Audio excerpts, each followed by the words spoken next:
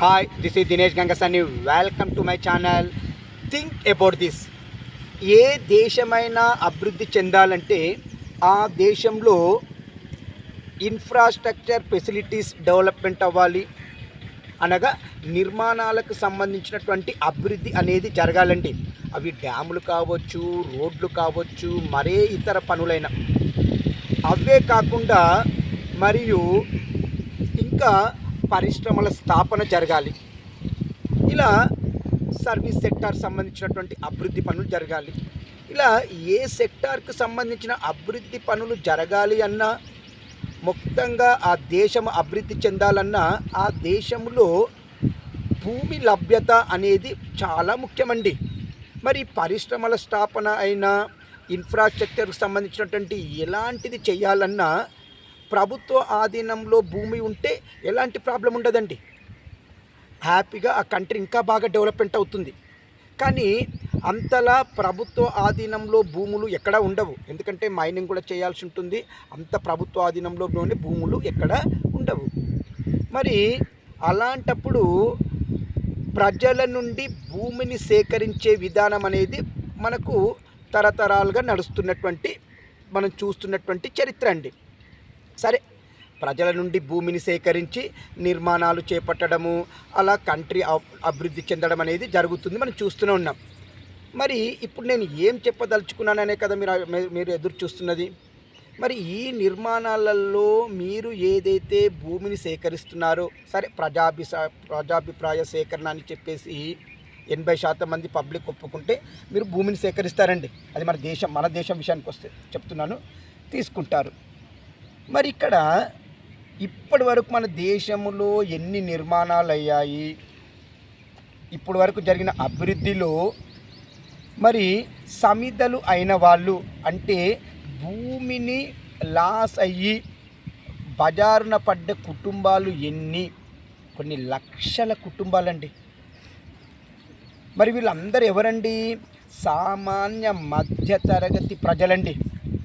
దేశ అభివృద్ధికి ఇతోధికంగా ఎంతో కృషి చేసినటువంటి వీళ్ళకి ఎంత వీళ్ళను పొగిడినా మెచ్చుకున్నా తక్కువండి.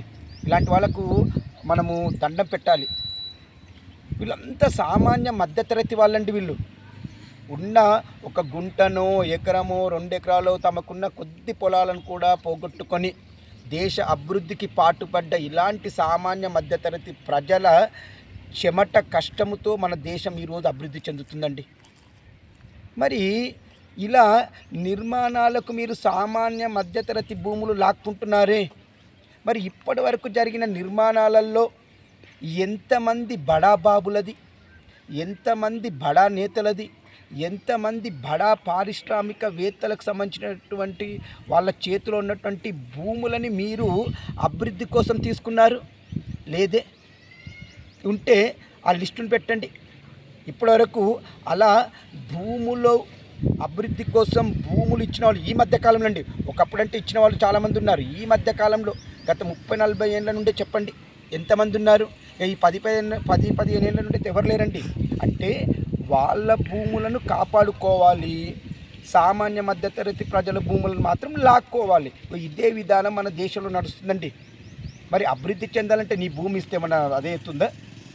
మరి నీ భూమిలో కంపెనీ పెడితే తప్పేముంది?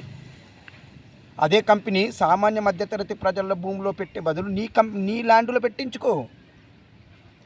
అంటే సామాన్య మధ్యతరగతి ప్రజల మీద దౌర్జన్యం చేసి వాళ్ళ భూములు లాక్కొని ఏదైతే కంపెనీలు పెట్టి అలా దీన్నే డెవలప్మెంట్ అని చూపెడుతూ వాళ్ళ జీవితాలను మాత్రం బజారు పాలు చేస్తున్నాం.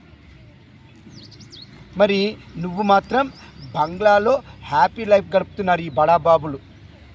నేను ఇప్పటి నుండి ప్రభుత్వాలను ఒకటి కోరదలుచుకున్నానండి. మీరు చేసే ఏ పనైనా, ఈ రోడ్డు నిర్మాణాలకు సంబంధించి కావచ్చు, లేదా ఒక పరిశ్రమ, ఎస్పెషల్లీ పరిశ్రమలకు సంబంధించి మీ భూములు ఇవ్వండి. పరిశ్రమలకు సంబంధించి ఒక ఏరియాలో పెట్టాలనుకుంటే ఫస్ట్ అక్కడ ఉన్నటువంటి బడాబాబులు, పెద్ద వాళ్ళు ఇవ్వండి. అప్పుడు మీరు ఇన్స్పిరేషన్గా ఉంటారు. మిమ్మల్ని చూసి వేరే వాళ్ళు ఇస్తారు. అది లేదు. ఎంతసేపు సామాన్య మధ్యతరగతి ప్రజలను లాక్కోవాలి, ఇది బంద్ చేయండి.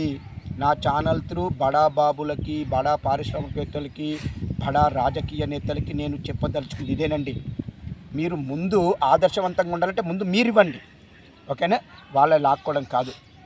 వాళ్ళు ఇవ్వాలని ఇష్టపూర్తంగా ఇస్తే తీసుకోండి, కానీ బలవంతంగా దౌర్జన్యంగా లాక్కోవడము మంచి పద్ధతి కాదు అని మాత్రం చెప్పదలుచుకున్నాను. ఇలాంటి మంచి మంచి కంటెంట్లతో నేను మీకు వీడియోలు అప్లోడ్ చేస్తుంటానండి. మీరు చేయాల్సిందల్లా ఒక్కటే, నా ఛానల్ని ఎంకరేజ్ చేయండి. చేయాలంటే ఏం చేయాలో తెలుసు కదా, నా ఛానల్ని సబ్స్క్రైబ్ చేసుకోండి, నా వీడియోస్ని లైక్ చేయండి, షేర్ చేయండి. ఇట్లు దినేష్ గంగసాని.